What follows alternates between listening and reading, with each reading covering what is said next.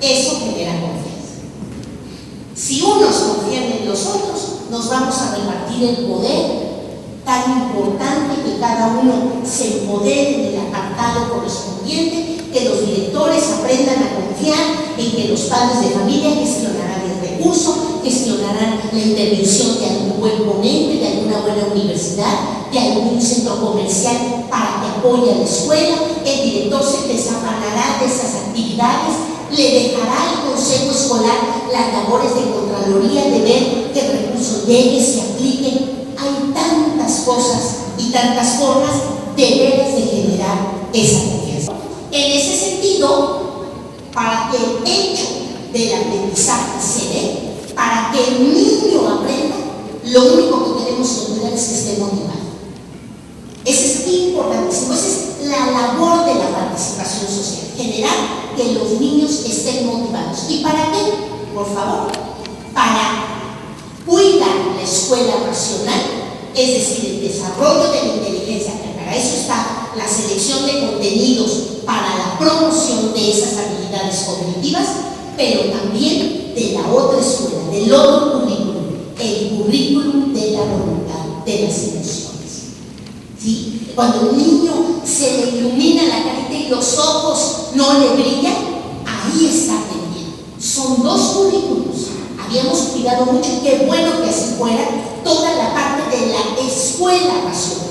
Tenemos que cuidar también la otra parte, la que sí es entre los adultos, los niños entre sí, los adultos con los niños y los adultos con elementos externos de la escuela se vinculan y se asocian. Esa es otra mirada que tenemos que poner cuando observamos el fenómeno del aprendizaje. No se aprende de cualquier manera, se aprende a través de prácticas donde el maestro escucha al niño, donde aprovecha su conocimiento previo, donde modifica su planeación en base a los intereses que van trayendo los niños, donde pedimos a los papás que nos manden toda la propaganda que reúnen en sus buzones de sus casas, porque de ahí vamos a sacar los ejercicios, donde pedimos a los niños que vean un programa específico de televisión para sacar frases y analizarlas, donde llevamos una situación que sucedió en la comunidad y tenemos ahí siempre un periódico para que los niños lean las noticias y las analicen, o tenemos dos periódicos diferentes donde logramos que los niños digan: oye, la noticia es la misma, pero fíjate cómo cada periódico lo dice diferente. La escuela preparando para la vida. Ese es el currículum social, en donde tenemos que trabajar mucho el clima de relaciones, el clima de trabajo, el liderazgo y la localización de liderazgos, ¿no? Yo siempre he dicho, luego los maestros se quejan mucho de que las mamás no están por ahí llevándole los lunches, están afuera, ¿no? Cuando a mí me tocó estar en grupo y cuando me tocó estar al frente de algunas escuelas, yo lo que le decía a esas mamás: vénganse para acá, necesito que me ayuden a recortar muchos triangulitos, porque en tercer año vamos a necesitar muchos triángulos para calcular área. Y ustedes se van a poner acá y me van a ayudar a mis maestros a calificar, porque en toda la ortografía la necesitamos corregir. Y las mamás y los papás bien participativos. Claro, cuando no querían participar, se desaparecían de repente. Pero ya no estaban en la puerta. Eso tiene que ver con liderazgos y relaciones de poder. Repartan el poder, hombre. Eso hasta beneficia, relaja.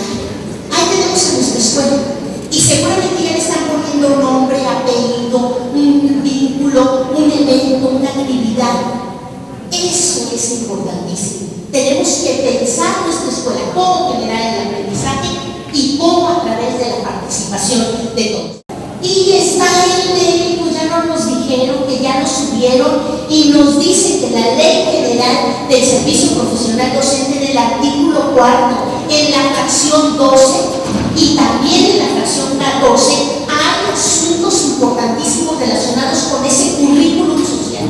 El director deberá proporcionar y propiciar la comunicación fluida de la escuela con los padres de familia, tutores y otros agentes de participación comunitaria. Eso es parte de la labor del liderazgo del director, y en la 24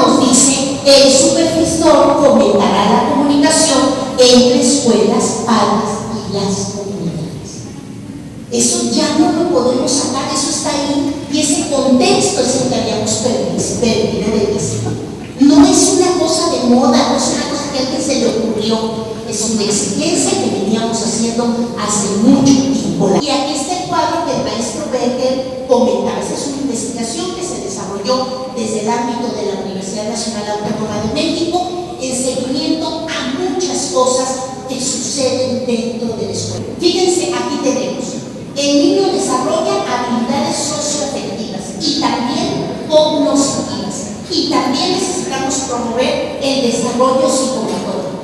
Todos los elementos cargados hacia esta parte de la gráfica, arriba dice familia, son elementos, procesos, condiciones, componentes que solo desarrolla la familia, que tienen un gran peso en lo que se construye al interior de la familia. Y nuestros niños y nuestros jóvenes llegan con esos elementos a la vida. Fíjense nada más, los padres de familia construyen el concepto y las maneras de relación con un aspecto importantísimo, sustantivo, personal, que es nuestro tiempo. Y a veces las luchas entre grupos se da por ese posicionamiento del concepto de género que cada uno de nosotros traemos construido desde la familia. ¿Eso quién lo forma? Los papás. La expresión y control de emociones. Cuando un niño se me dice, ustedes, niño, no me lloren porque es un maricón. Ahí ya el niño trae una frase, ese varoncito trae una frase, en donde la expresión de una emoción que puede darse a través del llanto no se va. Eso no lo digan los maestros. ¿Sí? Sí, la cuestión misogínica o cómo advertimos una relación o cuándo deben de casarse los niños, todos esos permisos los da la familia, nadie más. Fíjense el peso tan importante de un papá, de una mamá y la educación que recibimos, las relaciones interpersonales, los valores de la familia. Si en esa familia se le da peso a la figura como tal de esa institución como es la familia, y yo estoy hablando de la familia de papá y mamá, donde un ser humano encuentra que se satisfacen sus necesidades y se genera seguridad y motivación, ahí hay una familia. No estoy hablando de la constitución de la familia, estoy hablando de valorar un espacio donde yo me siento seguro y motivado. Eso es un espacio importantísimo a formar en la familia. Metas y aspiraciones. Las aspiraciones, la capacidad de permiso de imaginarme el futuro, eso lo construyen los papás. Por eso es tan importante cuando damos mensajes aspiracionales a nuestros hijos. ¿Y tú qué quieres ser de grande? ¿Y cómo le vas a hacer para lograrlo? Esas pláticas que tenemos los papás con nuestros hijos, a veces jugando, a veces de trayecto, a veces un poco comunicándoles también cómo fuimos construyendo esas aspiraciones, eso es de la familia. El lenguaje materno, ¿sí? Las primeras palabras, cómo hablamos, eso lo forma la familia. Nociones básicas de cuantificación, hay estudios preciosos al respecto de eso, porque los niños pueden iniciar su trayecto en las matemáticas, porque cuando subíamos con nuestro hijo, nuestra hija o nuestro sobrino una escalera, esto es en todo el mundo, todos los papás del mundo lo hacemos, agarramos y empezamos 1, 2, 3, 4 y ayer lo estudió. Esas nociones de cuantificar, y cuando le decimos al niño, te voy a dar 2 o puedes escoger 3, ¿sí? El niño va introduciéndose. Esos elementos de escuela los tiene que rescatar, porque de ahí van a surgir aprendizajes tan importantes para la introducción de la matemática formal. Información sobre hechos cotidianos, que nosotros a nuestros hijos le digamos, esta es una hemorragia, esta es una situación colectiva. Cuando nosotros escuchamos como maestros a los niños, sabemos cuáles niños hablan y platican con sus papás. Sabemos sabemos a cuáles niños les cuentan cuentos, sabemos a cuáles niños les estimulan la lectura, ¿no? Aquellos niños que cuando tuvimos grupo de preescolar llegaban con sus libros, yo ya leo, y leían al revés, ¿no? Eso nos habla de que hay una mamá, un papá, un abuelo preocupado. Fíjense, todo lo que se educa en la familia, pues le tenemos que decir a la familia esos aspectos tan importantes, el control y procesos corporales básicos, todo el hábito de sentarnos a comer. Papás, no permitan que sus niños vean la televisión mientras hacen la tarea. No los dejen dormirse con la televisión encendida. Esos hábitos de un horario, los hábitos de hacer actividades diferenciadas, eso solo lo educa, lo permite, lo controla la familia. Entonces, ese diálogo es importantísimo. Y luego, aspectos compartidos de mitad la familia y mitad nosotros, acá en la escuela. Y otros que son totalmente responsabilidad de la escuela, porque la escuela también tiene muchas responsabilidades.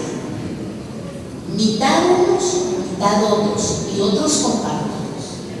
Ese es el vínculo más importante entre la familia y la escuela. Y nos los han traducido en la última investigación que hizo la UNESCO sobre los grandes pilares para la educación.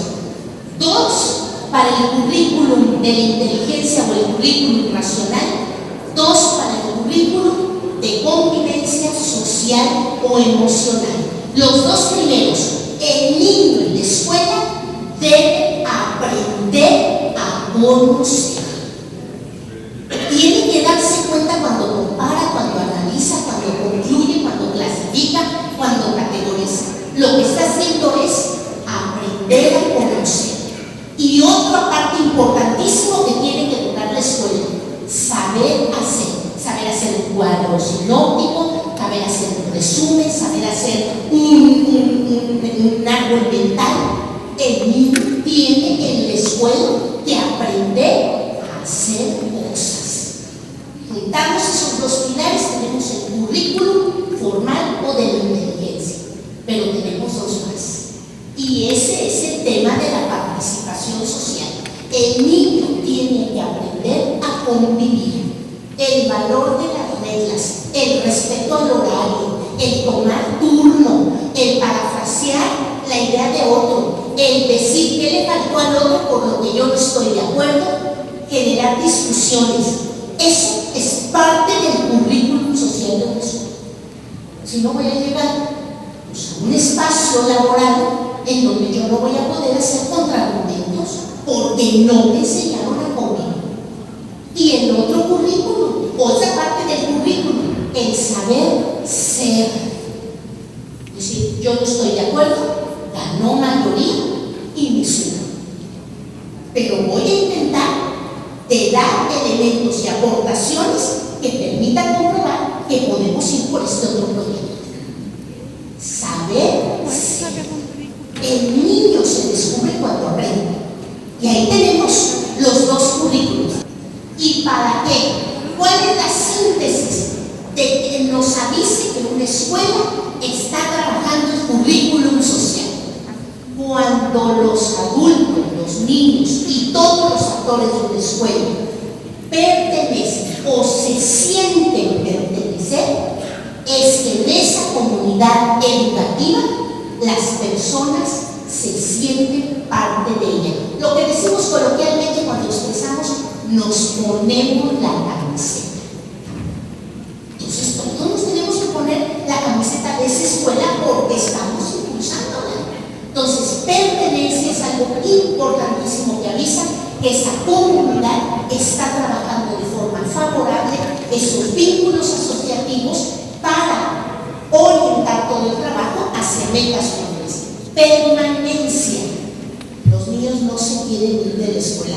Yo de veras, yo creo que yo fui un bicho raro, pero a mí sí me gustaba ir a la escuela. Yo no sé, ustedes cada uno tendrán que revisar su historia, pero en mi escuela, en la tarde, nosotros éramos de horario ampliado y había costura y pastelería y basquetbol. Yo no me quería ir a mi casa. A mí me gustaba nada lo que pasaba en mi escuela.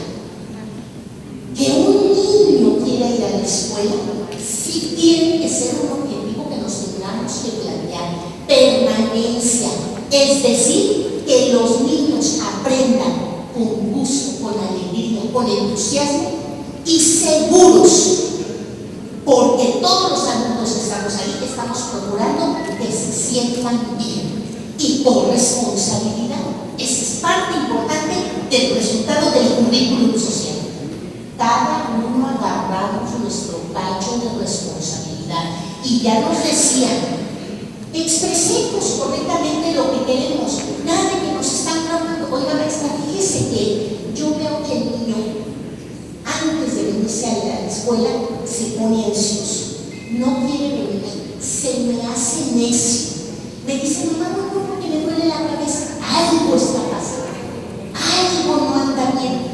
¿Por qué no juntos, usted y yo, vemos y descubrimos qué es lo que está pasando? Puede ser una asignatura, puede ser un compañerito, puede ser una condición a lo mejor de alimentación que le pone en esa posición de poca motivación. Pueden ser muchas cosas. Solo si los adultos nos hablamos, vamos a poder descubrir qué cambios tenemos que hacer en esa escuela para que la educación sea de calidad y siempre dando condiciones para estrechar brechas, es decir, para hacerla equitativa. Y tenemos un montón de mitos en la escuela, producto de la cultura de la simulación. Cuando no centramos la atención en el aprendizaje, nos inventamos historias que no son ciertas. Terminar el programa no es un objetivo educativo, es un medio, es una forma, está una serie de sugerencias de contenidos. Seguir el libro como texto, el libro de texto como programa. Entonces cuando el niño nos dice, oiga, maestra, yo tengo esta duda, no tenía detalles, eso lo vamos a ver hasta mayo. A ver, si al niño ya se le ocurrió la pregunta, pues es que ya está preparado para la respuesta. Eso no puede suceder en las aulas. El maestro conoce el libro de texto, muy bien, abre tu libro en la página 89, lee el tercer párrafo. ¿Cómo contesta ese párrafo tu pregunta? Un maestro que conoce sus planes y programas, sus libros de texto, prepara sus clases, tiene todos los ejercicios hechos y cuando viene una duda de cualquier niño, sabe exactamente cómo contestar. Si no, lo otro, a ver, ya los niños ya en automático, maestro, abrimos el libro en la página que sigue. Y el cosa tan espantosa para la motivación. Dejar las mismas tareas a todos los alumnos. Por favor, los chamacos lo que hacen, se pasan ya las respuestas por internet, por los celulares. A mí me tocó con mi hijo que decía, mira, mamá, a mí me toca hacer, porque a él le gusta mucho la historia, las tareas de historia. Entonces metía la computadora, una las hacía en Arial, otra las hacía en Calibri, no, les cambiaba la letra, les cambiaba las ilustraciones y les cambiaba la introducción. Y ahí luego le pasaban otras tareas. Bueno, y hay algunos que las vendían. A mí no me preocupa que las vendes, se va a ocurrir el empresario rapidito. A mí me preocupa a los muchachos que tengan el suficiente dinero después para pagar las cosas. Esas cosas que suceden en el aula, esas son del currículum social, son los que están preparando ciudadanía, objetivo tan importante en los sistemas educativos. Dejar las mismas tareas a todos, entonces no puede ser un objetivo, se tiene que modificar. Bueno, habría que acostumbrarse a la tarea. Si la tarea sigue siendo actual, o tendríamos que modernizarlas, o tendríamos que entregarlas en un blog, o tendríamos que entregarlas a través de los celulares. Tendríamos que ir haciendo modificaciones, considerar solo o algunos alumnos en las sesiones de clase. ¿No? Yo me acuerdo cuando empecé a observar las clases de los maestros, me acuerdo en una ocasión que el maestro dijo, a ver, ¿quién hizo el experimento? Y entonces todos los niños levantaron la mano. Y nadie más, yo decía, más, vamos, porque digan quién hizo el experimento. El experimento todo el mundo lo hicimos fue esta famosa aislamiento de un trozo de pan de caja, que le echábamos un poco de agua, lo envolvíamos en un periódico y luego en una bolsa oscura y lo metíamos en un lugar oscuro para ver cómo se generaban los hongos, ¿no? Y luego sacábamos el pan y hacíamos nuestras observaciones. 2 niños lo hicieron.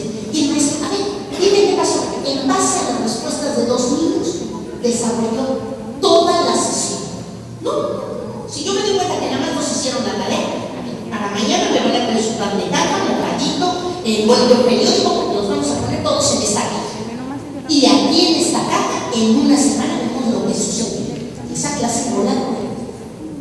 Papás, eso es importante, por lo tanto no les pueden hacer la tarea a los niños.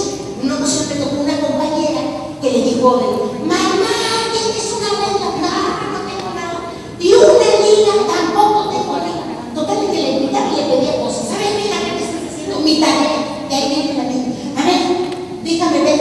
Tenía que medir una liga, tomarle, ¿no?, los centímetros, anotarlo y luego estirarlo 20 veces, volverla a medir. Tratar estaban viendo resistencia, ¿no?, de los cuerpos. Y entonces iban anotando y al final sus hipótesis para discutirlo al otro día. Y resulta que la mamá dice, mira, ponle que mide antes de estirarla 8 centímetros, luego 9 centímetros, luego 10 centímetros. Y estamos hablando de la formación de la hipotetización como una habilidad importantísima. Fíjense cómo la escuela y la familia tienen vínculos de aprendizaje. O no vayan a ser los maestros lo que una vez mi hijo me dice, oye mamá, tengo que hacer trabajo en equipo. ¿Cómo que tienes que hacer trabajo en equipo? Mira, me dejó un trabajo de tarea de matemáticas. A ver, tráeme la tarea. Reúnanse en equipos de 8. Le digo, a ver, tú eres uno, yo soy 2, traen 6 muñecos y vamos a hacer el equipo de nada. Pues, ¿qué le digo? Porque si yo le digo, mi hijito, eso lo tienes que hacer en la escuela, deslegitimo al profesor. Pero dentro de esas cosas, pues si se analiza. Si se fija en la vinculación entre escuela y familia y cómo llega hacia las concreciones más fuertes. Y hay muchos mitos, y eso está vuelto ley. En la Ley General de Servicio Profesional Docente, en el artículo 8, fracción 19, nos dice que las autoridades locales establecerán mecanismos mediante los cuales los representantes de organizaciones no gubernamentales y padres de familia participarán como observadores en los procesos de evaluación de cómo el maestro está desarrollando el aprendizaje. Sí necesitamos ver qué pasa, porque no está resultando que los mexicanos estamos desarrollando las habilidades lógico-matemáticas de lectura, de comprensión de lectura, de hipotetización suficientes. Y hay muchos más mitos, y con esto voy cerrando. Mitos como que mejorando la infraestructura escolar mejora el aprendizaje, va siempre automático. Mejora el clima, algo de percepción estética, pero no necesariamente el aprendizaje. El periódico escolar genera aprendizaje, todo depende de quién haya hecho los trabajos. Si fueron los papás, esos fueron los premiados. Y así una enorme cantidad de cosas que tenemos que revisar de lo que está pasando en la escuela. Más mitos, ¿no?, que la escuela o la familia tienen la culpa de los malos hábitos alimenticios. Pero habría que revisar ese fenómeno bien complejo, que las escuelas son inseguras. Habría que revisar que los niños aprenden agresividad en las escuelas. Asuntos tan importantísimos que si no miramos en la misma dirección familia y escuela, no vamos a dar respuesta. Lo que no podemos seguir admitiendo es que estas cosas sigan en nuestras escuelas, porque sí generan una cultura de la simulación y que entonces se traducen en actitudes sociales, así, buscando esta simulación. Lo que pasa en la escuela es el proceso de socialización. Lo que pasa en la familia es el proceso de socialización. Es decir, generar en los niños y los jóvenes las conductas para relacionarnos con los demás. Ese es el currículum social que estamos empeñados en favorecer conjuntamente entre este diálogo entre familia y escuela. Es decir, todo lo que tiene que ver con valores para la empatía y la tolerancia. Y el niño lo construye de determinada manera, y con esto quiero terminar. De los 0 a los 4 añitos, todos los profesores o papás que tengan a sus niños en esta edad, se desarrollan las conductas motivadas por necesidades de orden primario, es decir, satisfacer necesidades. porque se está formando una estructura social importantísimo que es el descubrimiento del yo. Cuando el yo no se descubre, luego habemos algunos cuarentones, cincuentones y centones que andamos tratando de recuperarlo, pero ya no nos queda. Nos vemos raros. Eso debió de haber sucedido entre los 0 y 4 años. Por eso es tan importante la educación de la familia y los primeros años en las guarderías o en el preescolar, que se observen, que se apapachen, que desarrollen su autoestima, que se vean en el espejo, que tengan posibilidad de hacer lo que quieran, que se empapen de lo que quieren. Por luego se nos está poniendo a hacer en terapia para recuperar nuestro yo. Necesidades secundarias de los 4 a los 8. Descubren el mundo, es decir, incorporan otro elemento para la socialización importantísimo, que es descubrir al otro. Por eso el niño es curioso, por eso ya que empieza por ahí en su segundo de preescolar, descubre, investiga, colecciona. Y por ahí de los 8, 9, 10 años empieza la resolución del mundo. Es decir, las necesidades que se manifiestan son las necesidades complejas. ¿Por qué? Porque descubriendo el yo y descubriendo a los otros se suman para formar el nosotros. Hay gente que está yo y la dice, los expertos. Ególatras deben ser algunas. No, y el trabajo en equipo, ¿qué va a necesitar? ¿Qué estructura va a necesitar el trabajo en equipo? En nosotros. La suma de un yo más el yo más el yo más el yo, en esa asociación de partes o en ese consejo escolar, o en ese grupo del consejo técnico. Y lo que es importante de nosotros es lo que necesitamos.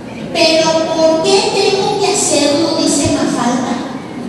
Porque te lo ordeno yo, que soy tu madre.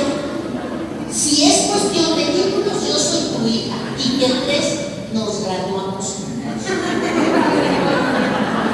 En una escuela todos tenemos el mismo título. Y el objetivo de ese título es generar que nuestros niños y nuestras niñas verdaderamente aprendan. Muchísimas gracias.